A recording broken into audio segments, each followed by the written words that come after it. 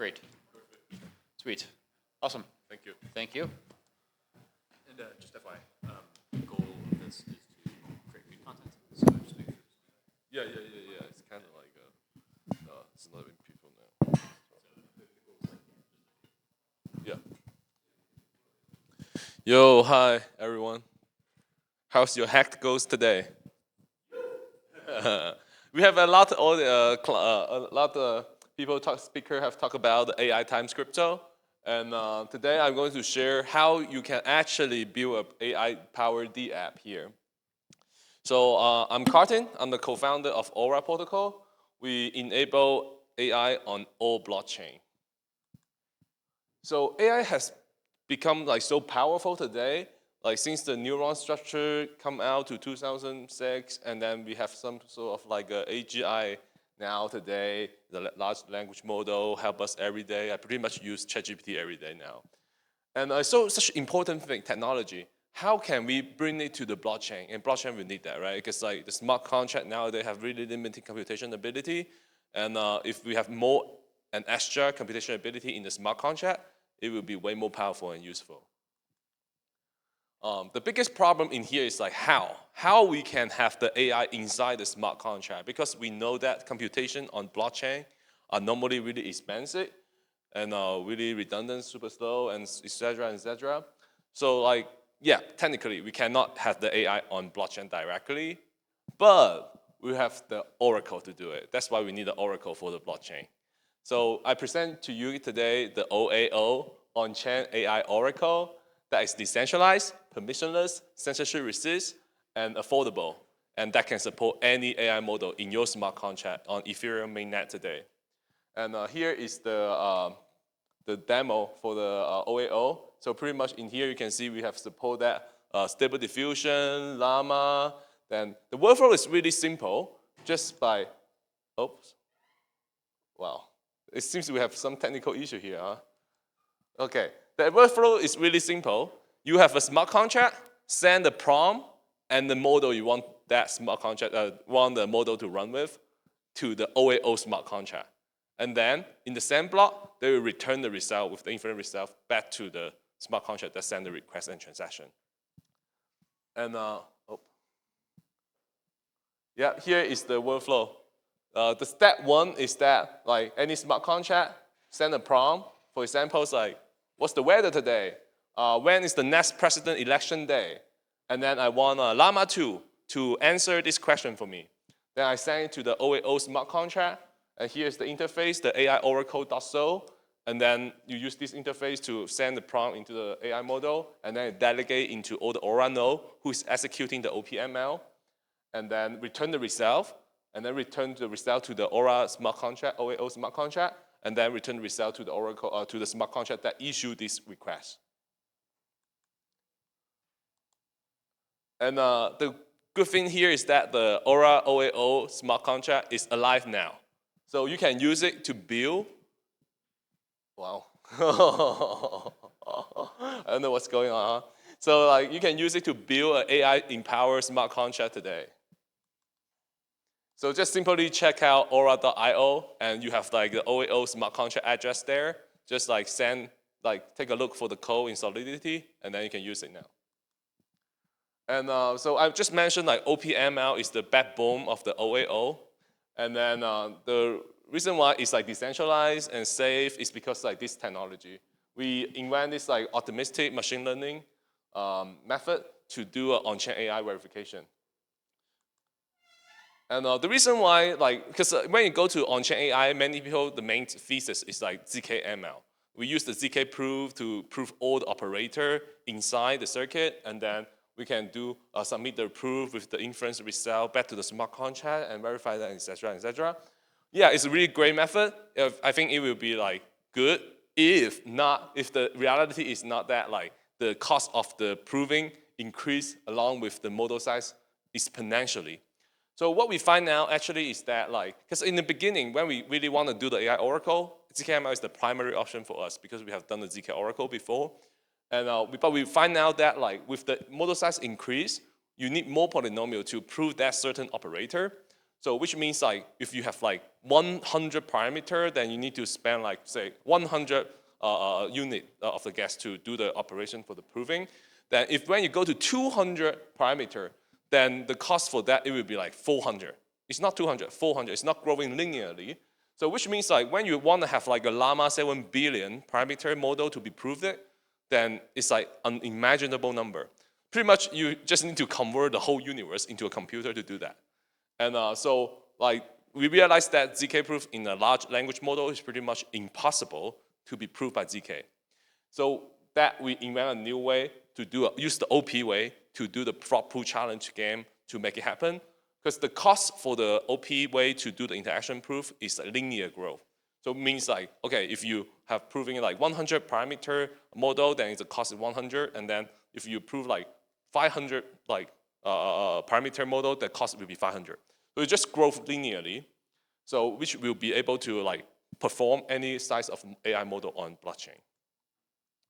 And but here is like one question bring up, because it's OP, right? So which means you need to share the model to another people so that they can run the model inference and quantify the model for you so that we can prove that, oh, okay, this is safe.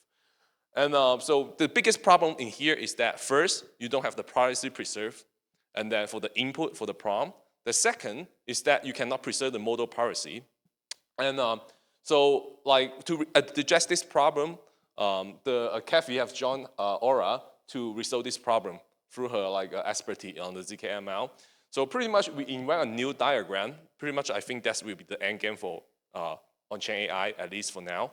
And because like what we do is that you use the ZK proof for the input layer, because we know neural network have many layers. And then the first few layer is handling the input, and the final few layer is handling the aggregation.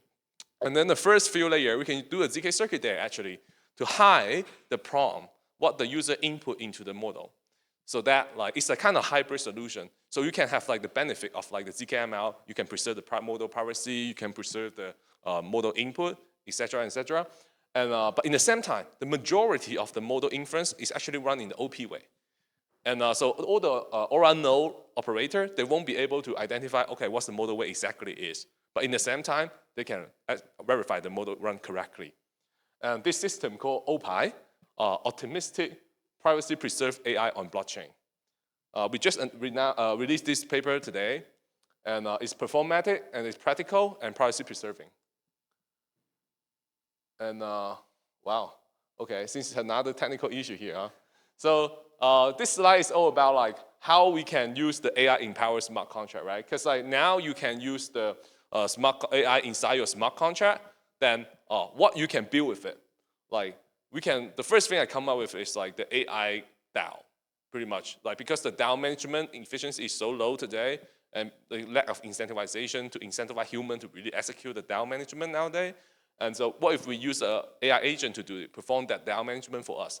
Like, although like when we think about that, it's not just the DAO management now. So if the DAO was managed by an AI, then what you can do, like AI compound, like an AI landing protocol. So that AI model will just take the input for the on-chain data and then compute if this token is like worth it to be collateralized, and if this token can be pounded or not. And then so many things can be changed. Like like AI AMM, you can replace S times Y equal to K into like certain sort of like complicated neural network model to do the market making. And that's like for the DeFi part. And then you can also have like the AI GCFT, the EIP 7007, that is like enable you to have like model NFT, you can have the model ownership and have the model token and many stuff you can do. Yeah, so on-chain AI have unlocked the imagination for us to blockchain again. Like because like before you have like AI on blockchain, on Ethereum, like you pretty much we discover all the potential in the existing smart contract already, pretty much. And so like if we have the AI on the smart contract now, it's like a new discovery. It's a new age of discovery on the smart contract again. So there's many opportunity there, and the infrastructure is here ready for all the hacker, and you can just use it to build today. Thank you. Oh, sorry, yeah. And I also have the ZK part. Yeah, so like ZK, like when we used OPML, doesn't mean like ZK is not important anymore. ZK still does matter, but like the way we use the ZK is not like we proving all the operation inside the smart contract. What we do here, we call it re-inference. Pretty much if like you have the same inference task in the blockchain, want to be executed again, then you don't need to do it again. Because like even you do OPML, it's still a little bit pricey. And so you can just simply do a ZK proof on the storage slot for the Merkle tree. Then you can distribute this inference result with the ZK proof into different layer 2 with different block in the future. So you can like, you no longer need to redo the inference again. And I think ZKP will play an important part here. So yeah, we still have the ZK Oracle for everyone to operate the OPML in the ORA studio. Yeah, thanks. Any question? Yeah. Oh, yes, go first. Yeah, you go first. The inference occur on the ORA node. And then the mechanism that interact with the smart contract and Ethereum is through OPML. Yes, sir.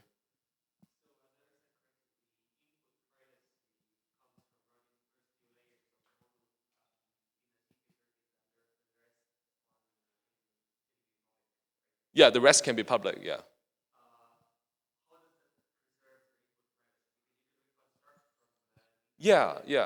Yeah. So for example, right now I have like a AI inference job I want to delegate to OPML, right?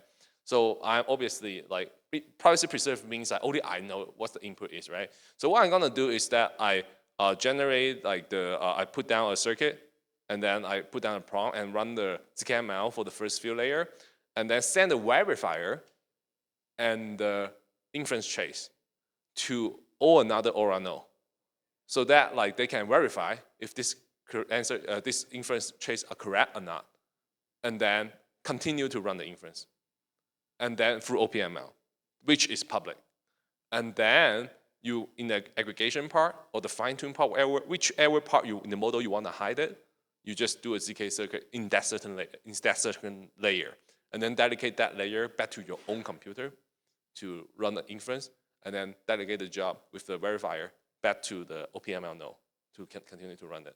So you can like customize which layer of the neural network you want to preserve the privacy or not.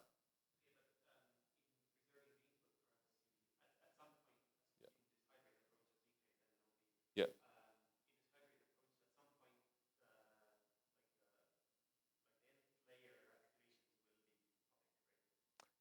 Yeah, the number of like, you need to delegate the information, meta information about like which layer of the model is public, which layer of the model is not public.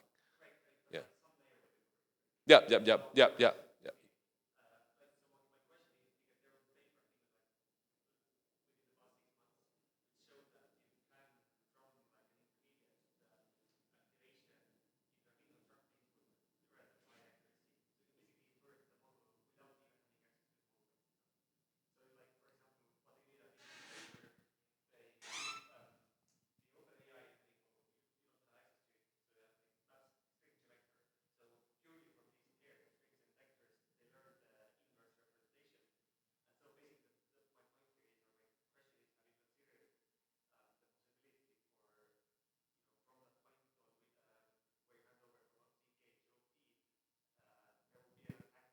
Yeah. Yeah. We mentioned that attack on the paper actually. Also use is this a reference? Yeah.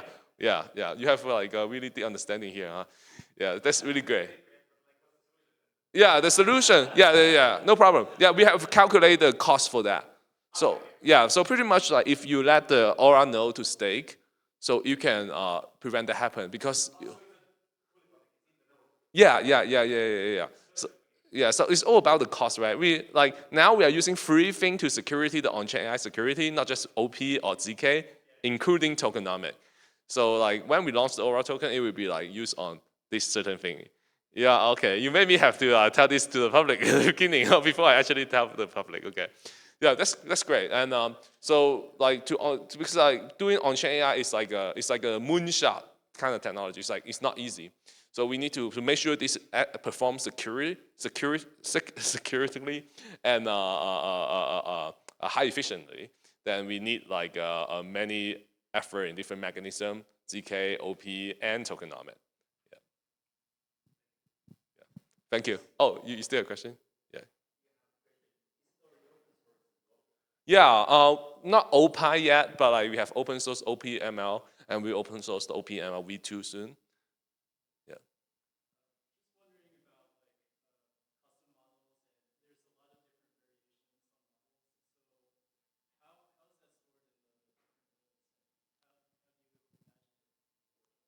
So you mean the storage of the model, or?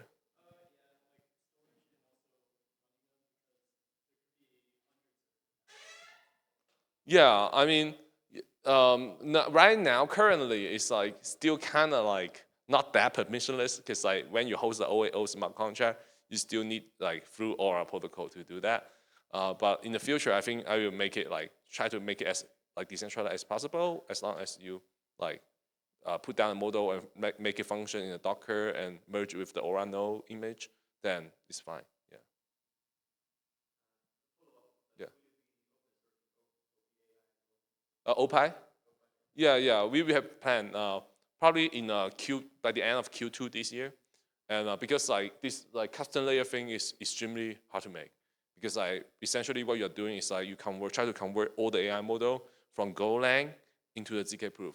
As far as we know, like we are pretty much the storage and Definiteness pretty much is the only team in the world that have tried to like make Go language become provable, because majority of like the AI model are wrote by a Golang. So if you want to prove that, then you have to prove the Golang in the bytecode level, and that is like have a lot of challenge there. And so like because when we release that, we want that be like, okay, you have the customized layer. I can define how many layer and which layer I can do the ZK circuit, right? I don't want to be like, hey, can you send this model to me and let me modify for you for 2 months and then send it back to you, right? You want to make the whole process automated, and so that will take longer time to be implemented.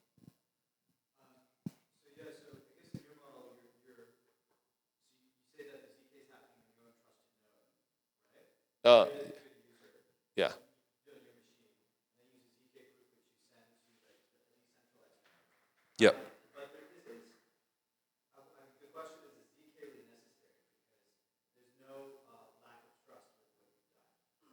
It does matter, because like one of the thing we want to implement the OAO is like some DeFi project, right? You don't want like let people front run your OAO code transaction if your prompt is important. For example, if like I have like a AI agent somehow is on chain to manage fund for me, it's like on chain hedge fund or something, and I don't want people to review my prompt to the AI model every time I send a transaction, because it's OP, right? So which means like if you don't have that ZK layer, then all the prompt and the model nomination is like public. So like somebody pay higher gas to, yeah. Yeah. Yeah. Yeah.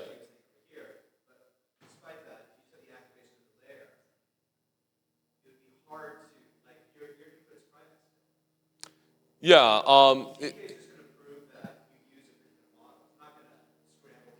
No, because you need to prove your inference trace are executing correctly. So you cannot do a hash and then provide the inference trace to. No, because you want to hide the inference, right? You want to hide the input. So like if you just submit the inference trace with hash or whatever to like the OP public node to say that, okay, this is my inference trace, this is my input, right? Then everybody knows your input. And then like, so all they can do just like resubmit the transaction on the blockchain and then pay higher gas and front run your transaction. So that would be the concern there. And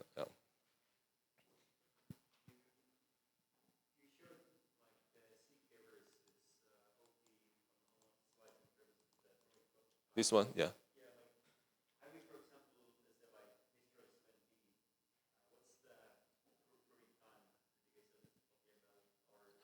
Yeah, because the mechanism, so the OPML pooling time will be exactly equal to the inference time.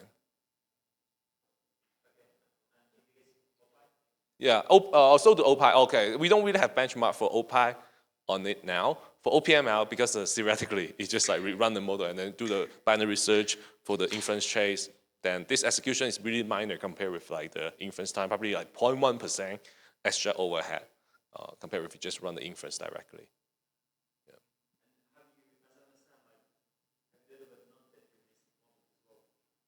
Have I?